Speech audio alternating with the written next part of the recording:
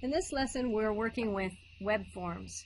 And web forms is what gives us the ability through HTML to create fields and drop-down boxes and select boxes and those kinds of things in order for us to gather information from our web viewer. It could be a name and address. It could be subscribe to our newsletter. It could be an order, what have you. All web pages that are looking to receive data create a form. So I'm just going to go quickly through some of the examples or some of the tags that are in the book because you can read through the book. I think it does a good job of explaining it, but there's some things that I want to elaborate on just a little bit.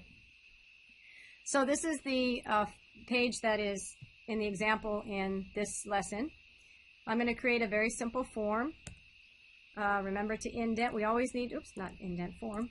We always need to, if we're going to submit data, only the fields that are within a form tag will be submitted. In our form tag, we're going to indent because we're nested. I'm going to make an input type equals text. I'm going to give it a name. This is new. And I'll say first name. Okay.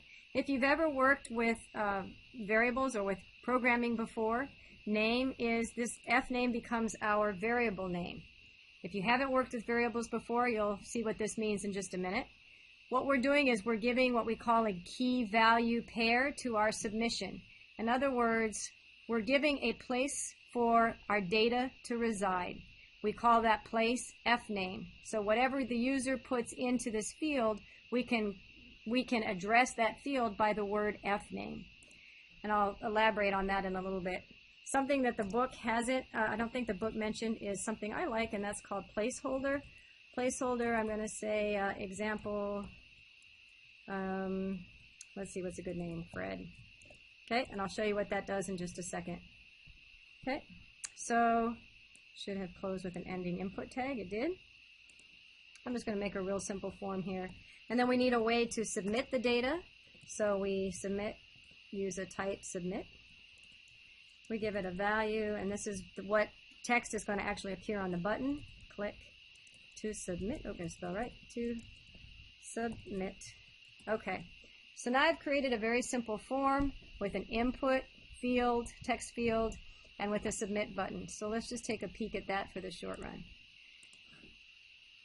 So very simple. Here's my placeholder. See, it does a neat little thing. It makes it kind of a example text, gives it a different color, shows me where I can write over the top of it. So that's what that placeholder attribute's doing. All right, so once the data is entered and the user clicks on submit, all of that information is sent to a server, and the server then has to look at it and figure out what to do with the data. HTML by itself has no idea how to handle that data. We need other languages to work with the HTML in order to gather that data and do something with it. Languages you'll hear of are languages like PHP. PHP knows how to take that data on the server when the server receives it and throws it into the database, or will get information out of the database. The other language that you'll hear quite often is JavaScript, and if you take the 131 class next semester, you'll learn a lot about JavaScript and how it can interact with these fields.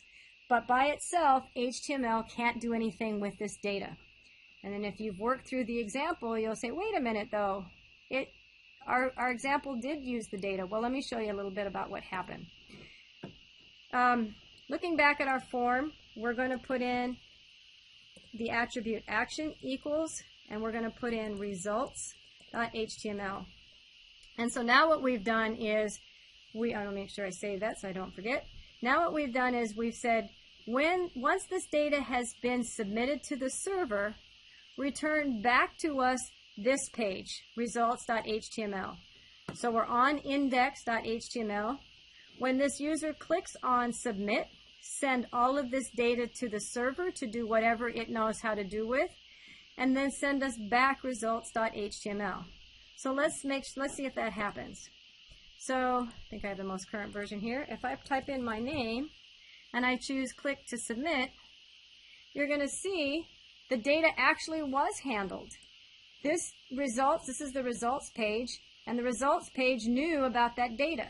Now I want to share with you, first of all, here's that key, F name, So this is the name that we call that field. So now if I'm using some kind of programming language, I can say, look in the fname field for whatever value was returned.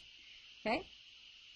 But you're going to say, well, you just got done telling me that HTML doesn't know how to do anything with this data, but results returned me the data. How did that happen? Well, if you look at that results.html page, you'll see, and this is beyond where we're going to go with this particular class, that's next semester, but you'll see a script in here, and this is all JavaScript. So JavaScript was smart enough to see that data and return the information. So JavaScript read the query or the data that was sent, and it posted us the key value pair. Okay? So I want to elaborate on that a little bit.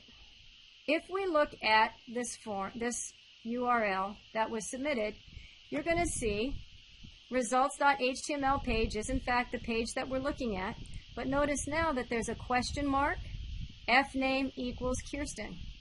So everything after the question mark is name value key pairs of information that's returned back to this results page, and that's how the JavaScript knew, oh, I can read this string and know what to do with it. So in this case, we can receive results.html is the name of the page. Question mark says I'm about to send you some key value pairs, and then you can see the fname that we gave it equals, and there's the data that was returned. So it's actually the JavaScript that's parsing and handling that data. So if we put let's put another input field out of curiosity. Input type equals text. And we have to give it a unique name. So we're going to call this one last name. We can put a placeholder just because we did it before. Example, last name. Okay. I'm going to save that. And we're going to run this page. All right. Get rid of our old one. So now we have two text fields. And so I'm going to put in my name, Kirsten Markley. And now when you click on submit, we should see there's the question mark saying, here is our key value pairs. We have fname equals, there's what the user entered. There's now an ampersand, which is saying we've got more than one name value pair. There's last name equals, and there's the name that was returned in the field that we created. So this is how JavaScript is able to get the data. Now there's other ways to send the data to the server. This is called a GET request. Let me write that down.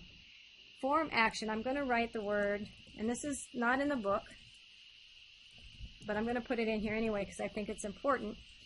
Anytime you look at a URL and you can see the name data fields that are in the URL, we call this a query string, that's sent via GET, meaning that all of the values are sent as part of the URL. Not real secure, but nonetheless an option. Okay? So if you leave this method equals get out, get is the default, which is why in our example, all of our data was sent in the URL. If you ever see, and most of the time this is what you're going to see if you send a submit in, say, Amazon or eBay. The other option is called post. And so now, this is my statement. It doesn't look any different, but now if I look at the source, I'm just going to reiterate that I'm sending this data as a post request instead of a get. So now, when I send the data, I'm going to send my name. Now when I click to submit, you will not see that string in as part of my URL. It was sent encrypted as part of the body of my request, which again is a little outside of the scope of this class, but it gives you an idea. And also the JavaScript was looking for a GET request. It was looking for the information here in the URL, and so since it wasn't received that way, the HTML had no idea what to do with it. So this is just a little additional information I think that's important to understand, and we'll certainly elaborate on this more in our JavaScript class. But if you leave this off, again, The default is get. And so if we send this information, the main takeaways I want you to get from this is that we are sending this information to our next page via the URL through name value pairs. So it's important that we have unique key names, okay? And that it's the JavaScript that's parsing out this data that HTML by itself cannot.